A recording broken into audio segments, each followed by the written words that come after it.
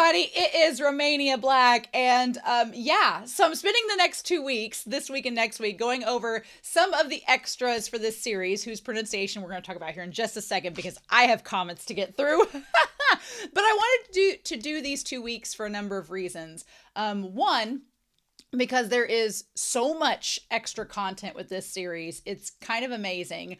Obviously, I'm not going to get through all of it in these 2 weeks, but I want to finish out July with a little bit more extra material from this series because, two, I love this series. It's honestly probably one of the most solid, from end to end, perfect series that I've watched. I really don't have any complaints except that it's not longer, but it's one of those things where if it were longer, would it be better? It's just kind of perfect the way that it is. So I can't complain about it, but I'm going to miss it so much. And so on my channel, so I wanted to get some extra weeks with some of the material and look at that and see what we get. And also because these comments alone are just from episodes 11 and 12 from YouTube and Patreon. They are not counting episode 12 and the movie comments. So I'm actually recording this before the live stream that was on this channel a while ago, and I wanted to go ahead and record this so that I'd have stuff to talk about during the live stream as well, but also to address some of the questions and comments as well too. So I'm really excited about that. But before we dive in, we're going to be looking at the first audio drama for this series, as well as there are updated transformation sequences from the movie, as well as an opening for the movie, and I wanted to kind of watch both. So, Pancake, thankfully, thank you Pancake, has been going through and collecting like a list on the Discord in the pinned section of different extra things for me to look at, so I'm going to be looking at those, and then next week we're going to look at some more as well on this day. So I know it's a day early on the channel. Everybody's like, what's Saturdays? But I want to talk about some of the extras before we dive into this audio drama. I'm really excited. I have watched audio dramas for Croco's Basketball. I've seen audio dramas for Skate the Infinity for a couple of series now. And I like audio dramas. I think they're fun. I think that sometimes they can get a little long, but it's Magi Madoka. I'm like, how can it not be fun? So we're just going to see what happens. But I want to address these comments before we start. So thank you again, Geen, our moderator. Geen has been so nice to moderate and read through all of these comments to make sure that none of the audio drama stuff was spoiled. And I'm so glad that you did, because I'm going into this with zero spoilers at all. So thank you, Geen. And Geen's going to be moderating for next week when I look at the comments for that. So huzzah. Anyway, so let's get to these comments. TM Thesaurus talks about how the fandom calls the OG Homura from the original timeline a Moemura because she's a little moe. I'm like, oh, I like that. I think that's really clever and cute. It's fun. And then in episode 4, Madoka does make a promise to Homura to never forget her. And I'm like, oh, I love that. I think that's so cool. I think it's great. Blampsy has a couple of comments on here, or Blars has a couple comments on here. One of them is that the gap between episodes 10 and 11 there was a gap between episodes 10 and 11 airing because there was actually a natural disaster that happened in Japan during that time, which is super eerie because of the contents of episode 10 going on with the Walrus Witch. I'm like, oh, that's a bit much. That's a little bit on the nose.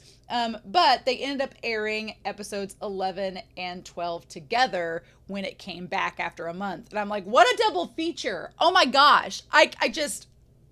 I honestly, there was a lot of people that asked me to watch episodes 11 and 12 together. And one, I don't know if everybody on YouTube realizes I usually record an episode ahead for Patreon, so they may not have realized that by the time episode airs on YouTube, I've already watched episode 12 on Patreon. But the other thing is, I don't usually like recording more than one episode at a time unless it's like for a sports anime. And the reason for that is I usually have, like with this series, a lot to discuss in one episode.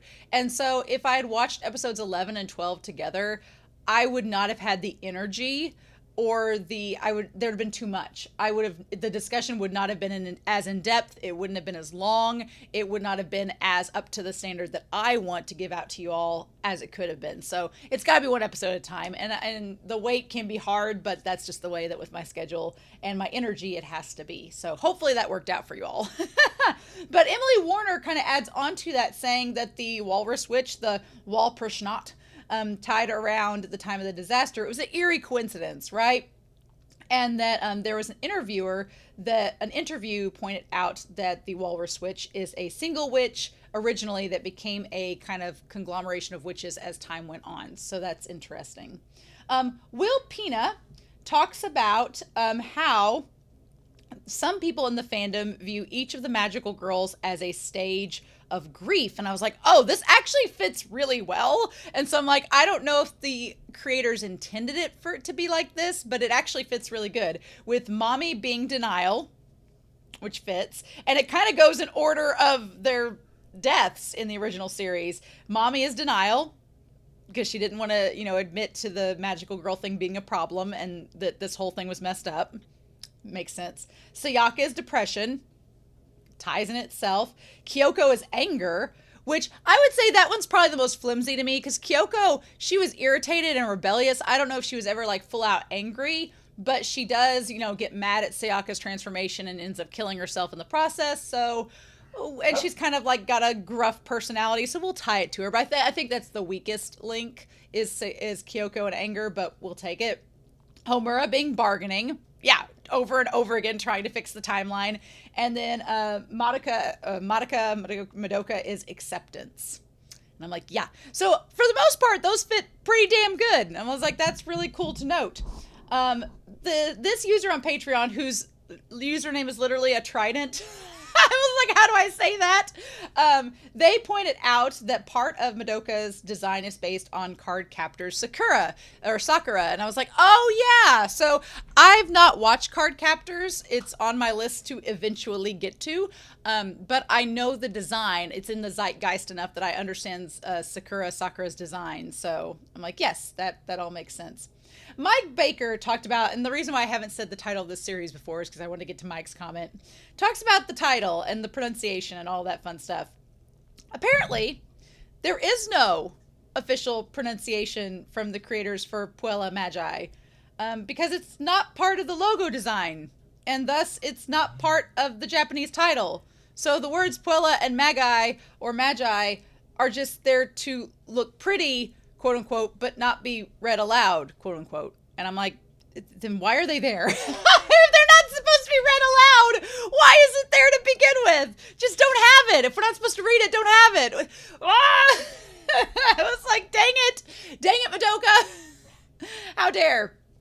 So yeah, so basically the full Japanese title is Mahou Shoujo Madoka Magica, or Magical Girl Madoka Magica. And I was like, okay. And then they said that Magica is actually supposed to be read Magica instead of Magica. Instead of giraffe, it's supposed to be like McGee, so it's Magica.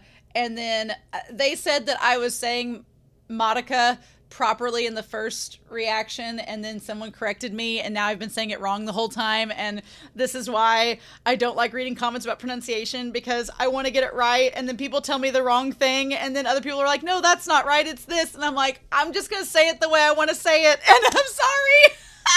Because I'm like, how do I know who's telling the truth? Because it's like, one person tells me this thing in the comments, then another person tells me another thing, and then one person says, well, no, you had it right the first time. And I'm like, let me say it wrong, right? Whatever. Just let me say it the way I need to say it, and I'll try my best, but that's why I'm like, what? This is why I don't like reading pronunciation comments, because I know everybody's trying to help, and I want to do my best, but then if people tell me the wrong thing, and then somebody's like, no, you've been doing it wrong, it's like, it's overwhelming. It's overwhelming, and I'm trying to do it right. I want to do it right, but it's like, how do you know who's telling the truth and who's not? Where is the lie? I don't know. But anyway, I appreciate you trying to help me. So Magica, which it's magic in English. It's pronounced magic. And you want me to say magic, and it's not This is my brain as an English teacher is like, this isn't right. And I'm like, and it's not that it's right or wrong. It's just for my language. I'm like, it sounds weird. So anyway, if I say it wrong or right, y'all just have to deal with me. Math points out how Homura, I really liked this comment where Math was saying, because this is one of the things I love about this series and how it ties things together, because Math was pointing out that Homura has to keep repeating the loop of meeting Madoka, however you want to say it. Madoka has to keep repeating the loop of meeting Madoka, trying to save things don't work out, and has to keep repeating that cycle, because while it is making Madoka a stronger and stronger witch each timeline, it's also allowing her to understand Homura better, to understand what she's wanting to do and what she's trying to do, and to feel more compassion for her, so that by the end, whenever Homura is about to die, Madoka makes the wish, but it's the wish that needs to happen, and she understands it and makes it for the right reason. So I really like that, especially in comparison to the movie. You have Homura is becoming the villain, and Madoka is becoming the savior and the hero,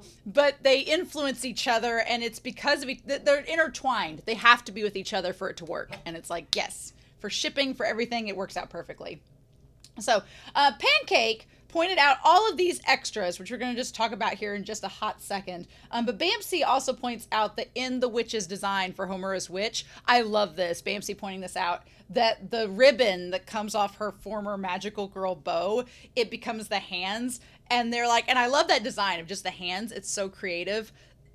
But then they're clawing backwards the whole time, like they're trying to scramble and keep Homura from moving forward towards her death. They're trying to stop her from doing that, and that's such a cool creative detail. I love it. It's great. But yes, so Pancake had all of this extra stuff, and I'm going to kind of point it out here for you all as we go. This was the first form of the witch, which it looks like a classical witch. It says Homura's first form, the Nutcracker Witch. Nature is self-sufficiency. Its gallant form once split many nuts, which I'm like, does that mean like stops other witches, or is it further proof she's of her sexuality? Just, but is now useless. Without any purpose, the witch's last wish was for her own execution. But a mere decapitation won't clear away her sins, so she remains in the barrier forever, repeating her own procession to her execution. And I was like, oh my gosh. Like, there's just the self-loathing and just suicide of that all is just, it's insane. Like, and then you get to her second form, which has the spider lily coming up from the head and the hair's all down, and she has like she's there with the hands and the shackles. And it says the second form is also nature of self-sufficiency, but she has her teeth showing, her skull is melted, her eyeballs have fallen out. I'm like, oh my God. And it says the promise is the only thing that is remaining in her head, and she can no longer crack nuts. Within her husk of a witch is a magical girl form that her servants call a good for nothing. So it's still like just this self-loathing that she believes that she can't do anything right. And it's like, girl, everything you've been doing, like Math's comment said, was to make things right. So it's like, it's just genius. I love the writing in this movie. It's so good. So then we have pictures of her minions. The Clara dolls are, their duty is mourning. The children of the false city. They play the role of the mourners. These dress-up dolls fake crying in order to liven up the funeral procession. The dolls present are pride, pessimism, liar, cold-heartedness, selfishness, slander, blockhead, jealousy, laziness, vanity, cowardice, stupid looking, which is inferiority, and stubbornness, while the last one, love, has yet to arrive. The depths of this world, born of form and without, what does it say there? What does it say? I want to go back to that. Without something are our stage, and their power is a match for magical girls. I like that the one for love, or without void, is match for the magical girls. That's just, I like that the show took its time to give all these little tiny side characters like a name and personality and meaning. I'm like, that's again, the depth of this show, right? So then all the little soldiers that look like Homura, except with like the Buckingham Palace hats, they're called Lottie, and they're there to mete out punishment. The Nutcracker Witch's servant. Its due date is to mete out punishment or to deliver punishment. These 10 soldiers organize the procession for the witch sent to the guillotine. They loathe and execute fools. Their bulky heads are serious and unyielding, and they do not heed anything the witches says. They are gigantic Brocken types in addition to the human-sized ones, and they hate white rats. Well, which I'm assuming are, the magical girls coming in to stop them, right? So then we have, there was also Luis Latte, which is a soldier with the 2 braids on top of a tooth. I didn't even see this one in the movie. I must have missed that one. And its job is to eliminate rats. It's a minion of the Nutcracker Witch. Her duty is to eliminate rats. She hunts the wretched white rats on her mount, a decaying tooth. She also helps the other 10 warriors get rid of those who would dare interrupt the funeral procession. So all the time they were fighting, these little minions on top of the teeth, the familiars, were trying to stop the magical girls from saving Homura. I like that the decaying tooth, has horse hooves. It's such a creative and weird decision. It has like a little mouth. Weird, just in the best way. Then we have Lise, who is the bearer of bad news, which is a raven, a messenger, right? The Nutcracker's witch's servant, his role is to bear bad news. These stuffed birds announce the beginning of the witch's funeral procession. They receive food from children of the false city and follow their orders to a certain extent, but their basic intelligence is on par with an average bird. They fly in flocks, but their headgear impairs their vision.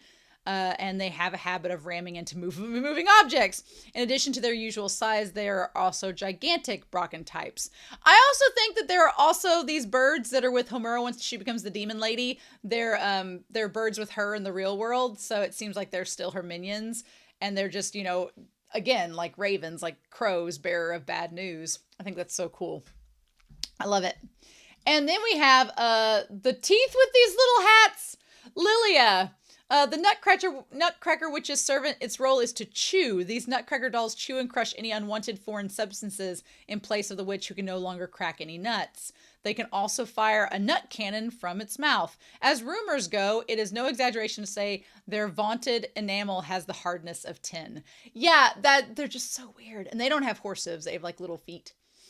Bizarre. And then Lisa, even the Zeppelin has a name. Even the Zeppelin has a name in this world.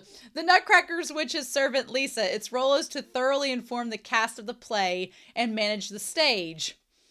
It is an iron airship that floats above the fake Midakihara.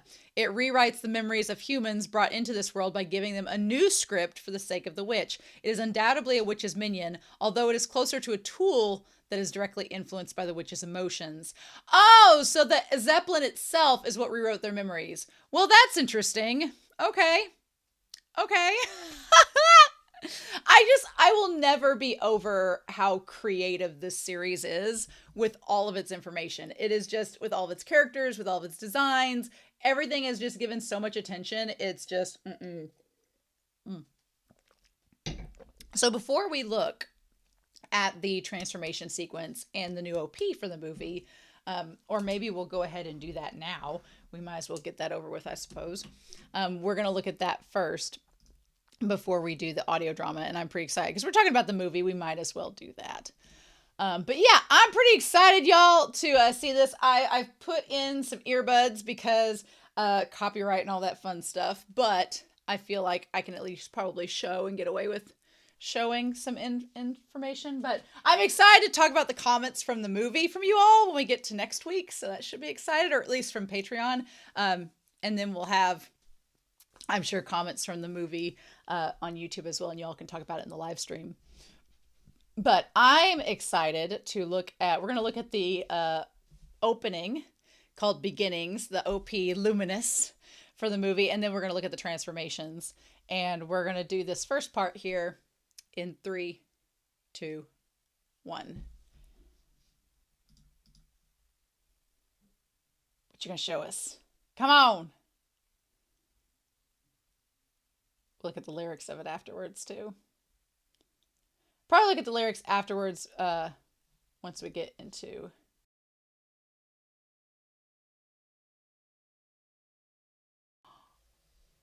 Oh, that's so pretty and gorgeous. I want to go back to those lyrics for a hot second because we have yeah, that part where she's growing up is so sweet. Yeah, where she feels she's a little bit stronger. What was the line there? It said, "The hope summoned pursued us and surpassed the world." Yes, well, I mean, going back to episode 12. The feeling to never give up connected our hearts. And before we knew it, what does it say here? And before we knew it, instead of crying, let's smile and head for tomorrow.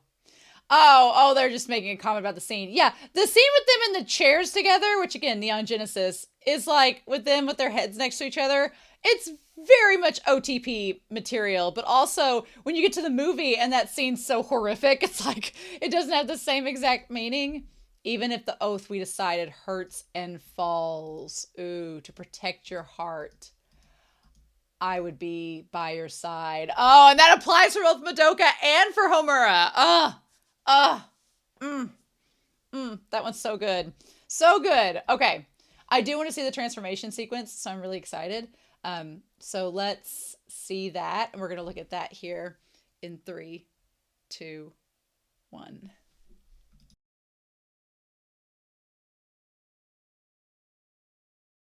She's like, nope, we're good. We're great, right? Oh my gosh. Insanity. Insanity. Okay, cool. So those were great. I'm glad I got to see them in detail. I love how Kyoko's took forever. and then you have Homura who's like, okay, done. Let's get shit over with. And it's like, oh my God. So yeah, I definitely want to look at the audio drama now that we're at that point. One thing I want to know about the audio drama that kind of weirds me out just a little bit. One, I'm excited because there's the cat in the thumbnail here.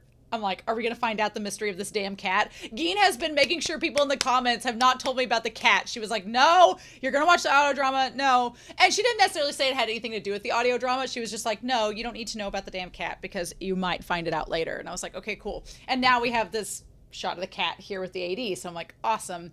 But the only thing that kind of weirds me out is that like how Homura is sitting and squatting there. You can see like her underwear. It's a weird, I don't know. It's just like it kind of sexualizes her a little bit. And I'm like, she's a kid in this, especially if this is like OG Homura or Moemura. But I'm like, you could have made that skirt go down just a little bit, Illustrator, to where it's covered. It's weird for me as an educator to be like, cover that up. But anyway, I don't want to fetishize any of these girls at all, especially after all they go through. So, all right, let's start this audio drama and see what we get, shall we?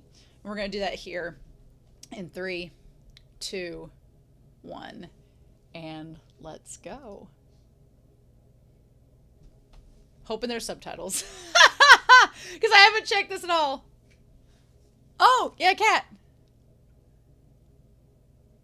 Oh.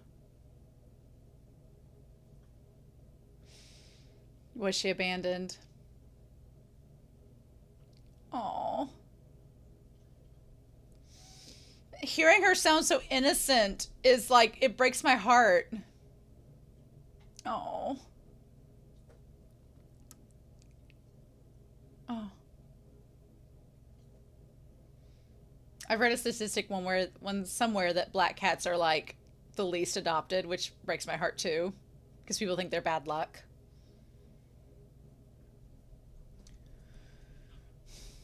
Kind of like Homura, right? Yeah.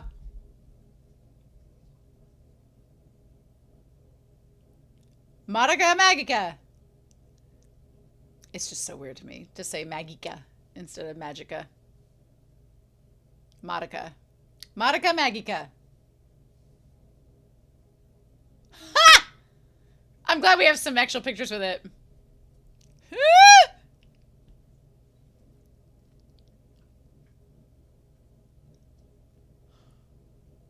Is this related to you and your sex life? What is this?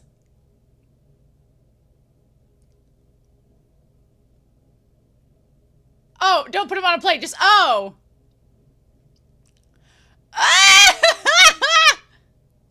I get a napkin and eat it while standing, I guess. I don't know.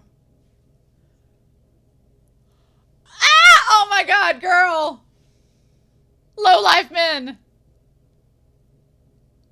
Yeah, that's probably something really stupid to nitpick over. Yeah, no. Ha! Now that we're through that personal story and my morning therapy session. Oh, wow. She looks diligent. That's the most appropriate, proper way to say it. She's got ponytails and overalls. It's literally like She's All That. Homura goes through a She's All That transformation, and it's great.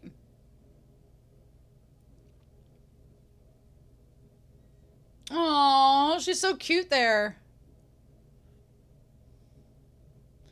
Still, one of my favorite moments is Madoka, like, braiding her hair again. Aww. And of course she has heart disease, and Madoka helps her clear it. Of course. Of course. The symbolism.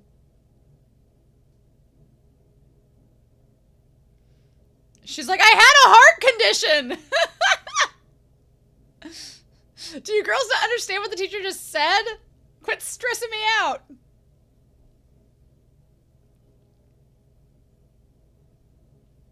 Oh, look, and you can see Hitomi and Sayaka in the background there. That's fun. Of course, Madoka is the health representative of their class. Of course she is. Aw. Look at the guy looking behind the window at them walk away.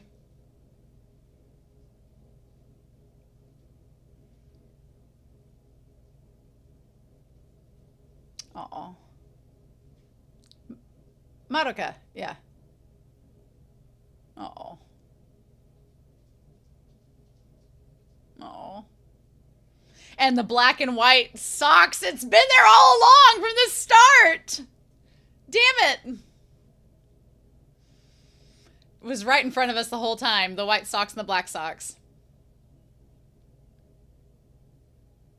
Oh, don't say that, girl. Become cool to match it. And that she does. Oh. Don't you think this corridor is interesting? Don't you think the structure and architectural integrity of this entire school is so weird?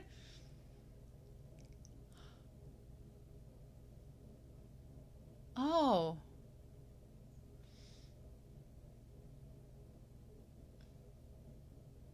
Aw. Amy? It has a name.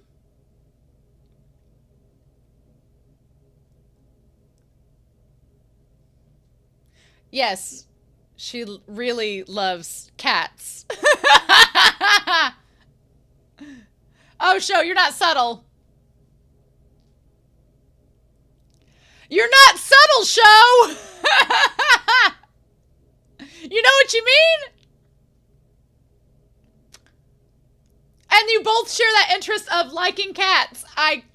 Sho, you're not subtle. You're not subtle at all. Ha! Ha! Oh, we have a different teacher. Oh, yeah, the math teacher. We did see him before.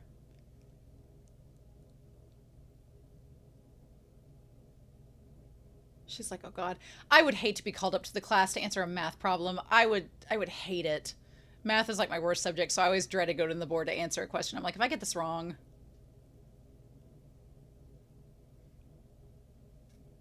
Oh, you had a heart condition and we're in the hospital. Never mind.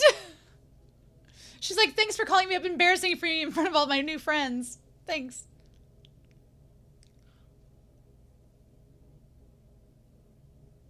She had a heart condition. I mean, no. Damn.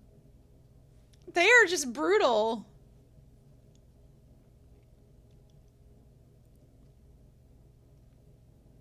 Crazy talk. Crazy talk.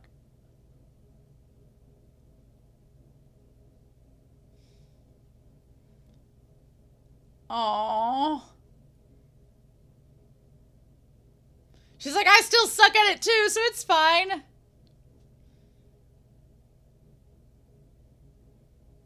Aww. Aww.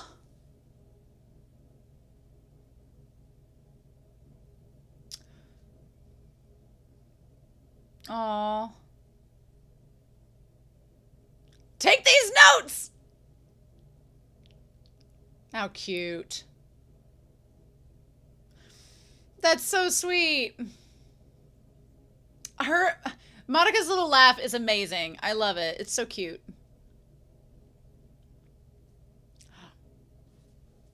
Complimenting the handwriting, you know. Uh. Oh. Oh, Hitomi! Oh.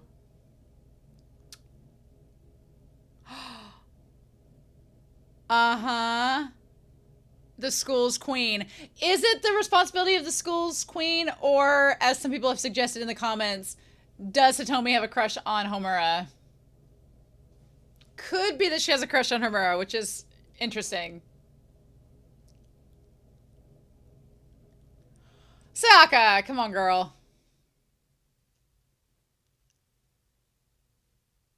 Oh, that little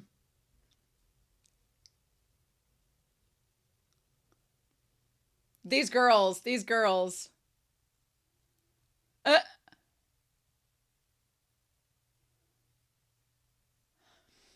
Aw. Mm-hmm. That nervous laugh. Let's have a study party, you know, so that we don't fight over this anymore. Oh, I love it. Meanwhile, and then, yeah, the pole vaulting, the track meeting, which in the OG series, once she's the magical girl, she could do it really with ease. But here, in the original timeline, she struggled. I don't think I could do the pole vaulting, if I'm honest. I don't think I could have done it in high school. I think I would have hit the damn pole. Yeah, I would have looked ill too.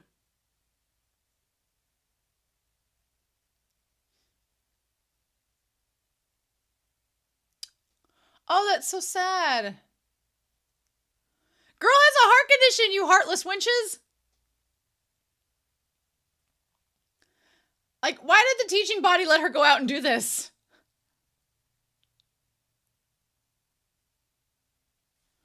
Oh.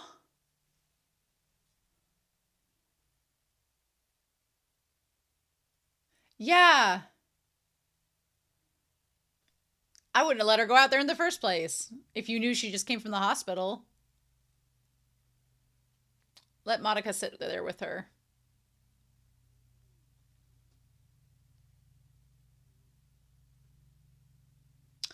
No. Oh, I hate that narrative that she thinks she has. Oh, and the music popping in, right? Oh. Don't say that. Oh, don't say that, girl. And Madoka thought the same thing. It's so weird they both thought the same thing about themselves. And then look at what they became together. Oh.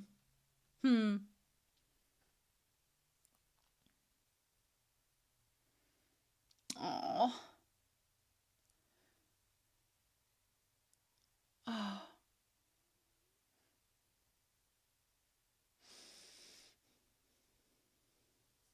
I just want to be normal. Oh. But I don't think you and Madoka were ever destined to be normal.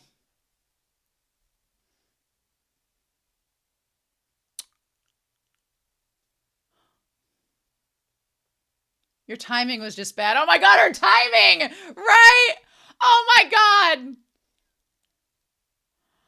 The words. The word choice.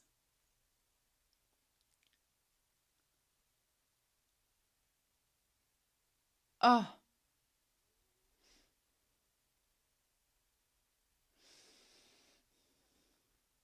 Oh.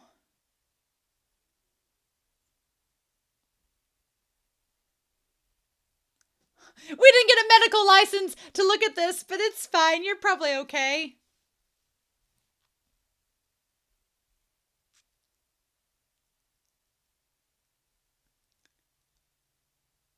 Huh.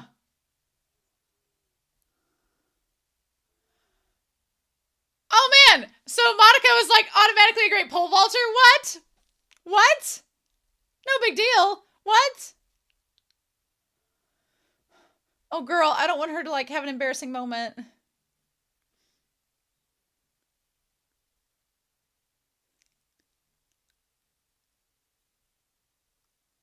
Oh. Nice. No, girl, heart condition. Don't stress her. I guess she's okay. If I was a PE teacher, I'd be like, oh shit.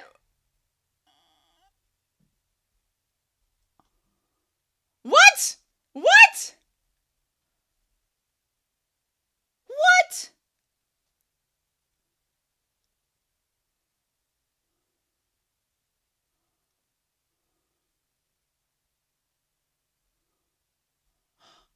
Oh. Oh, she used magic. Oh. I didn't know they could do that.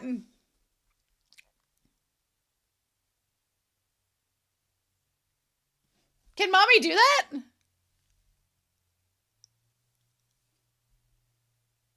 Everybody's like, watch your timing.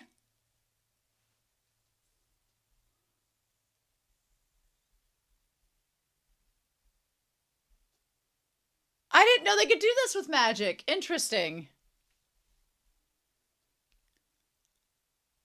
Oh. Oh. Oh shit. What is this?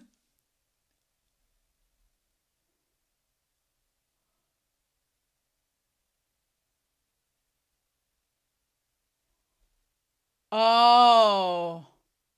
The notes in her head. Oh my god, and the thorns and stuff coming out from her eyes. Oh my god.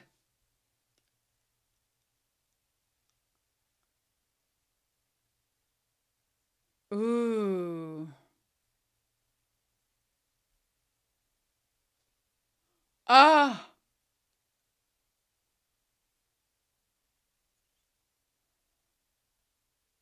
Well, that was a nice little segue.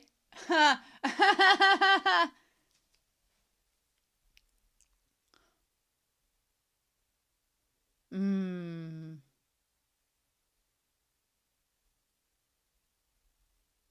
Mmm.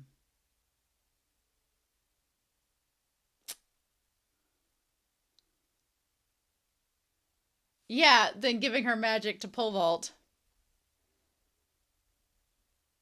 A last resort. Yeah. Maho, yeah.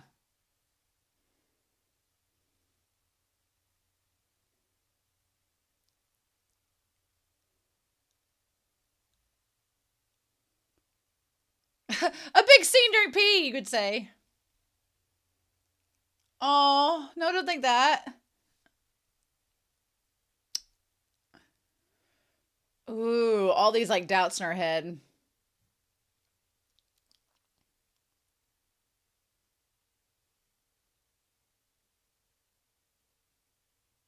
Oh. Mm. Well, I can't do that.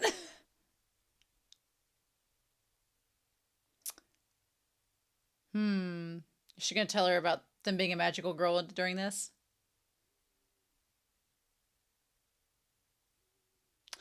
No magic involved. Ah. Ah. There's damn Kyube! I never thought I'd hear that voice again.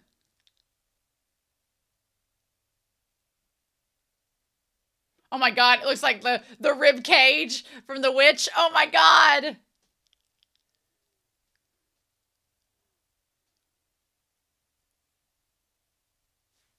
Yeah, how could you become cool, huh?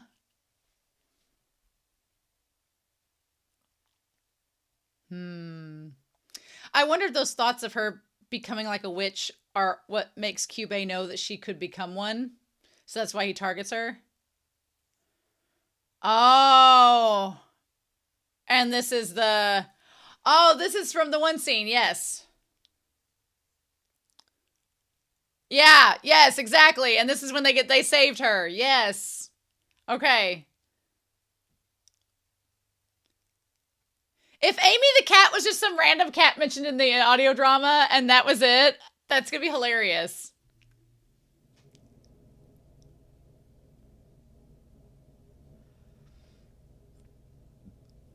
Oh, and this is where Mommy and Madoka rescue her. That's what it is. It all goes back to episode 10. Okay, cool. Cool, gotcha. So this all connects it back together.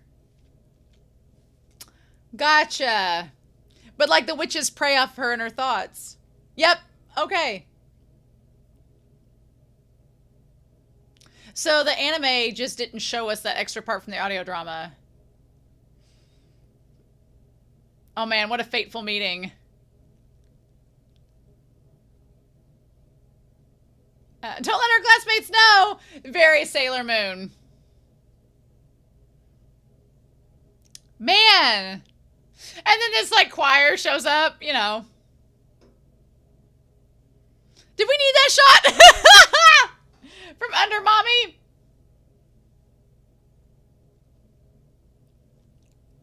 Yeah.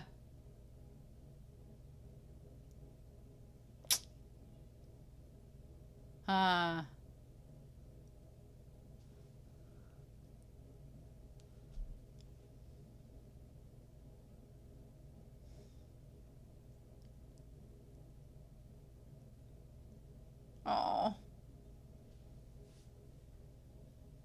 And then back to that damn triangular table.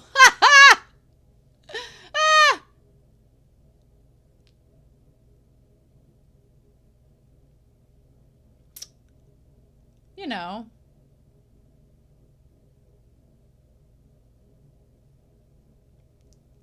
Oh, really? She doesn't have much of a relation with her family?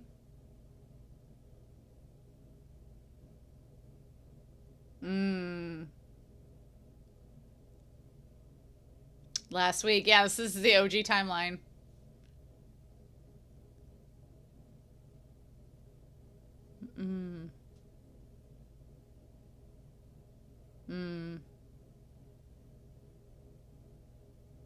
Oh my god.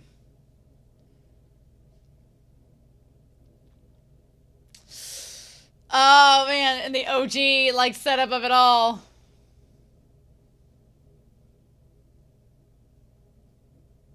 Uh-huh. Well, Pergishnut? We're not gonna talk too much about it, but it's basically like the end of all things.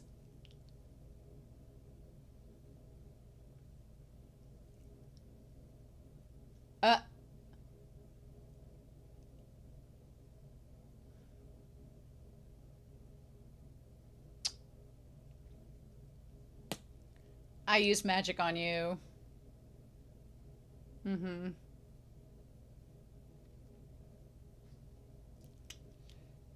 But it did not go well, yeah. Lesson learned, don't do that. Could have caused a problem. I would wonder if that activated, like, the witch potential in her, but she was having those negative thoughts even before PE, so I would say it was not technically Madoka's fault.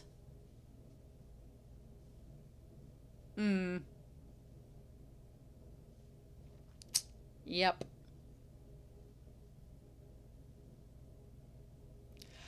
Why don't you just join our ragtag group of friends?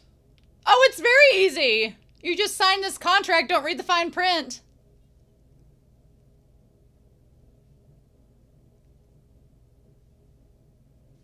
Yeah. A wish. Ha! If you can say that's easy for you, then I guess. Yes. I like that Mommy backs that up being like, no. Nobody knows. Funny you say that. If you just do it on a whim, you'll regret it. Madoka's like, oh yeah.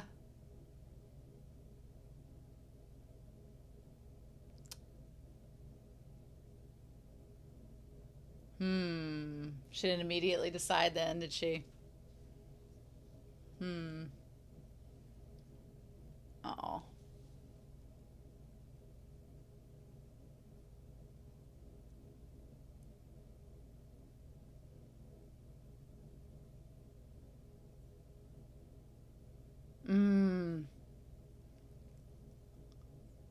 What else are we getting with this?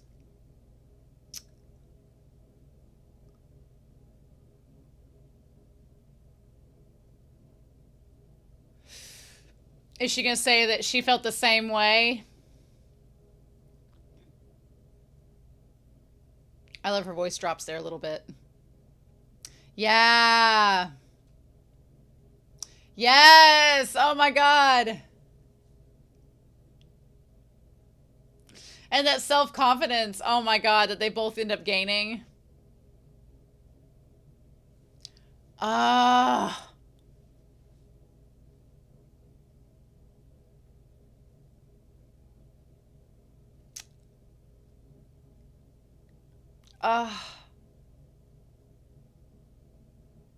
To help you feel better. Oh God. And they both influence each other so much. Think it through and carve your own path. Oh, don't do it for me.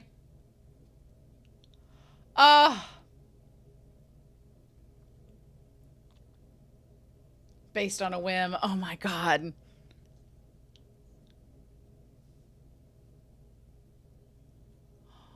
The cat. Amy!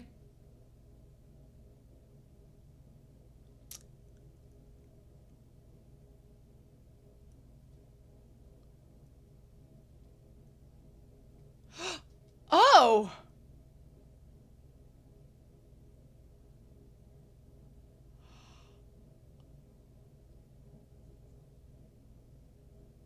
Oh my God! Oh my God!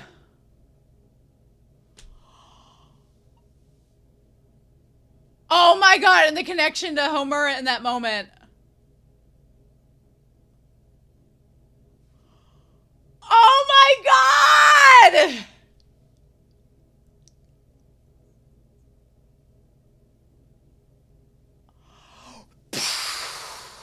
Oh my God!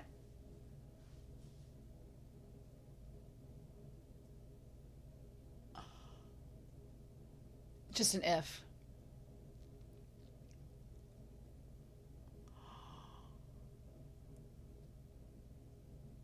Oh!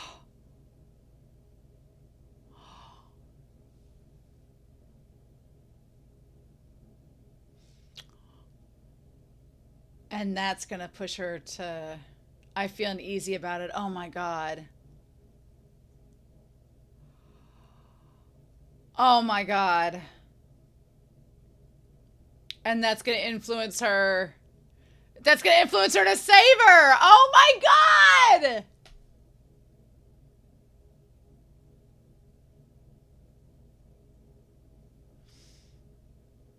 Because she knows how much you love Madoka.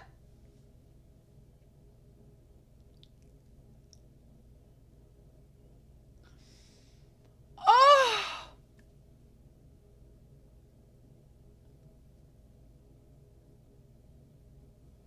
Oh my God.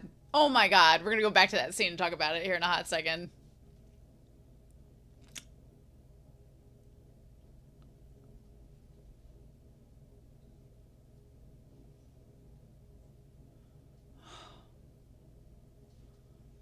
Oh.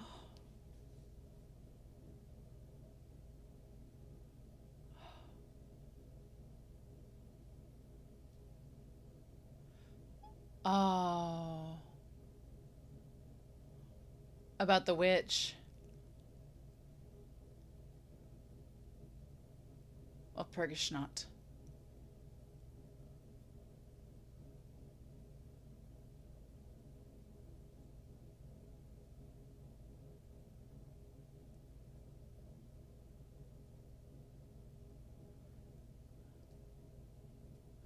Hexanot, which means Night of the Witches.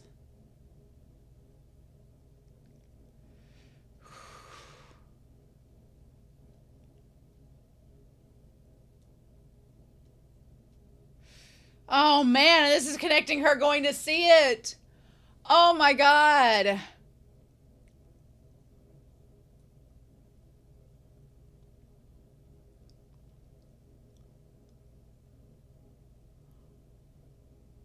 And what leads her to Madoka?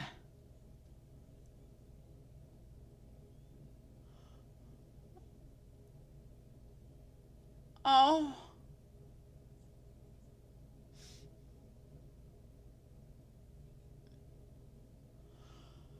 Oh my god.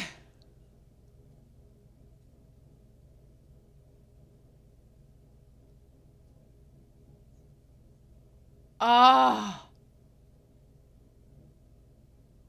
Just like she'd saved Amy.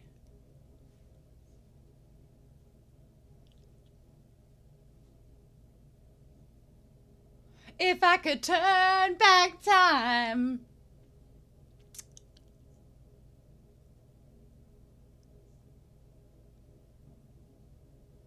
Oh my god.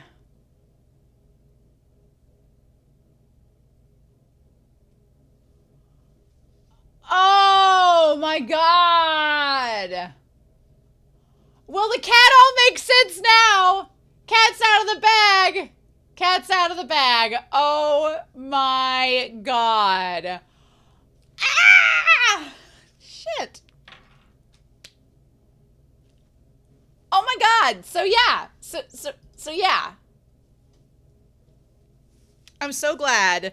I'm so glad that I didn't know anything about the cat until this episode, till this audio drama, because on the surface, it just, what I like about this audio drama is it does repeat a lot of the same things that we find out in episode 10, like with that original timeline, which is, it's fine. It doesn't add, you know, at the beginning I was like, well, what new are we getting? Because if you watched episode 10, then you get that original meeting, and it does give a little bit of extra content and context to it. What's interesting is that Homura has all of these like inner saboteur doubts and thoughts about herself, and she, as we see her like go from class to class, she seems to think that like everybody is talking down about her, talking behind her back, and whispering things about her based on her actions, and she gets really self-conscious about that.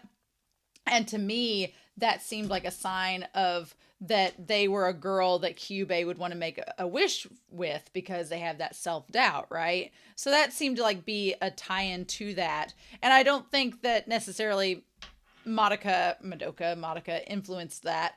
I feel like it's just that was always with Homura. What's so fascinating is that, especially when you consider how Madoka and Homura like branch out into the angel and demon, but they both start out with the same insecurities and the same thoughts about themselves. It's just, it makes the OTP even better for me anyway. I'm like, oh my god, really? But yeah, up until the part about the cat and why the original Madoka made the wish, I was like, this is fine. This is cute. I like that we get a little extra details to fill in the gaps in episode 10 in that OG timeline. Like, I think that's fine. But I was like, what is the point of the audio drama other than just filling in those gaps? Because there has to be a reason. And there has to be a reason that y'all recommended me watching it. And I remember back, you know, I don't know if it was the movie or in episode 10 or episode 12, I was telling everybody in the discussion saying, I wish I knew what the wishes were with the original Madoka and the original girls. Like, what were their wishes? Now we know. Now we know what Madoka's original wish was. So let me go back to that point where they save her from the witch, and then mommy is like, you know, if you make this, you can't just say become a magical girl. I love how Kyubey in that moment, I love how Kyubey, where they're like, oh, is it easy to become one? And I love how Kyubey says, oh, well, they're like, she can become one, right, Kyubey? And Kyubey says, well, basically, I changed the girls who are willing to work in exchange for their wish into magical girls, like a damn like instruction manual. And then he goes, at that point, he answers the question by saying that, I mean, if you can say that's easy for you, then I guess it is. What I love about Kyubey as an antagonist is that he is deceptive and manipulative, sure, but he's basically like a used car salesman meets an instruction manual, where like I do tech writing. One of my degrees is in tech writing, and in tech writing, the whole point is that you have to be objective. You can't insert any emotion into tech writing. It very much has to be, here's an instruction manual. Here's how you put the thing together. We're not going to tell you how hard it is. We're not going to tell you how obnoxious it's going to be to put together this bookshelf, or how much you're probably going to curse and scream at the people helping you put together the bookshelf, or the trauma it's going to cause you. That's not our job. Our job is just to give you the instructions and say, here's technically how you do it. Now you do it if you choose to do so. And that's literally Kyubey. Kyubey has his master's degree in tech writing. He is an instruction manual like instructor. He just recites what the instructions are, and he's like, and then when they're like, well, is that hard? I guess if you think that it is. He's so trying to be so objective about it. But then like he doesn't insert any emotion, so you don't get the idea of how difficult this job is. He's just like, yeah, I mean, I guess if you say that's easy, then sure. I've given you these instructions. If you determine that's not hard, that is on you. Basically saying, well, it's all up to you guys, not my problem. That cracks me up so damn much. I love it. It's hilarious. And then Mommy's like, well, actually, this is really dangerous, so don't just become a magical girl on a whim. So then that conversation that Madoka and Homura have before, where they make a promise, don't become a magical girl just on a whim, and then they see Amy again, which is so, it's the cat being called Amy, it just gets me so much, because the English dub Sailor Mercury's name is Amy, so I'm just like, it's so weird. And Luna is the name of the cat in Sailor Moon. So, but she says, I saw her get hit by a car right before my eyes. So that idea that Madoka saw the cat get hurt and she chose to use her wish to bring, she's like, I chose to use my wish to bring the cat back. Just like how Mommy was in a car accident. I'm sure they weren't the same car accident. And chose to use her wish to save herself. Madoka used the wish to save Amy, to bring the cat back. She's like, ever since then, we've been the best of friends. And she's like, are you saying that? She's like, I became a magical girl to save her. And the idea of Madoka sacrificing her soul to save someone else is literally that, like, she's shoujo girl Jesus. She sacrificed herself to save someone else, and that's going to tie back that personality she has. Homura knows it, and that personality is going to tie back to, after saving her over and over and over again, trying to rewrite history, she still is going to die to save everyone else, except by the end, when she realizes all this about Homura, it ends up working out that she's able to use her powers to save all the witches instead of just this cat. Oh my gosh, like, just, I love finding that out about her personality, and that literally is the one part of Madoka that traveled with her throughout all the iterations. And the idea that conversation between Homura and Madoka, where she says that she sacrificed herself to save this cat that she cared about, and that it was that's what made it worth it to her, that ends up influencing Homura to save Madoka with her wish, and starts the whole cycle. So honestly, it's literally like fate. Like, Madoka's personality, her will to save others, started this whole chain of events, and her telling Homura that story influenced Homura to become a magical girl, which caused the whole thing to happen. So, in some respects, I feel like it's perfect that Madoka and Homura are the angel and the demon. Because even though Homura would like to take all the responsibility and say like, it's my fault I'm a demon. It's all this, it's all that. It's all because of me. On some level, it's also been influenced by Madoka herself. And I love the idea that Madoka is this pure soul, that she is an angel. She's pure. She's kind-hearted from the very beginning. And then the idea that Homura's always had this negativity, always had the self-loathing and self-doubt, and that feeds into her own inner demons until she literally becomes the inner demon. Homura becomes the demon that she represents within herself, and Madoka becomes the angel that she is within herself. Chef's kisses all around. Chef's kisses all around. Like, bon appetit with the symbolism and themes, right? I also like the idea that we get a little bit of closure on how Homura ended up at the Walpurgisnacht event, where she ended up, like, Madoka warned her not to go, and she ended up going anyway after she researched it, and the cat led her to it. Again, fate. Just everything connecting together. It's just, moi. I love it so much. It's amazing. Love it so much. It is cheers. And that's only the first one. So yes. I love it. It's great. I'm just enthralled. So next week, we've got some other things to look at as far as what we go. I'm skipping the second audio drama. Pancake said it wasn't necessary. I'm guessing it's just like review or recaps of stuff that I've already seen. They were like, no. They recommended the third audio drama, which is what I'm going to look at next week. And then I'm also going to be looking at, there's a parody that apparently is very famous that people are like, you got to see this parody. And I'm like, okay. And then there is an outtakes reel that I'm going to watch with it. So next week's going to be a lot of fun looking at those, but and hopefully I will have seen those before we do the live stream, which you guys have already watched at this point, so I'll be able to talk about it there, which that's gonna be so exciting. So yeah, but in any case, I'm really excited to hear your comments down below, that's for dang sure. And if you all were like, we've been trying to tell you for weeks about this, and now we can talk about it. So I hope you all have a wonderful week. Please stay safe, take care, and yeah, I'll be back next week with another week of extra Magi, Madoka content, and I'll see you all there. Bye.